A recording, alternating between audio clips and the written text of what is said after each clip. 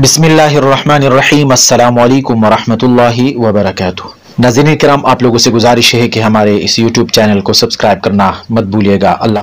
ईसाली सवाब के लिए क़ुरबानी करना।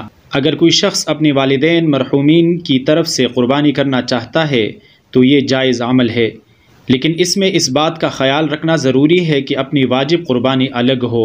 यानी अगर उस शख्स पर क़ुरबानी वाजिब है तो अपनी क़ुरबानी अलग करेगा, और इसके बाद अगर वालिदैन या दीगर मरहूमीन को सवाब पहुँचाने की खातिर क़ुरबानी कर रहा हो तो इसके लिए अलग हिस्सा रखना ज़रूरी है। अपनी वाजिब क़ुरबानी छोड़कर मरहूमीन की तरफ से क़ुरबानी करना जायज़ नहीं। ईसाली सवाब की नीयत से क़ुरबानी करने से इससे मुर्दों को फ़ायदा होगा, और ईसाली सवाब के लिए एक हिस्सा क़ुरबानी करके अपने रिश्तेदार मरहूमीन को ईसाली सवाब पहुँचाना, बल्कि उसका सवाब बहुत सारे मुर्दों को बल्कि तमाम उम्मत मुस्लिमा को भी पहुँचाना दुरुस्त है। इस किस्म की नीयत करने की सूरत में तमाम उम्मत मुस्लिमा को सवाब मिलेगा, क्योंकि इसाली सवाब करने वाला क़ुरबानी के जानवर या हिस्से का मालिक है।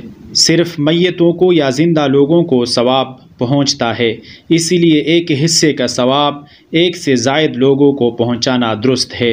रसूलुल्लाह सल्लल्लाहु अलैहि वसल्लम की तरफ से क़ुरबानी। रसूलुल्लाह सल्लल्लाहु अलैहि वसल्लम की तरफ से क़ुरबानी करना एक मुस्तहसन अमर है।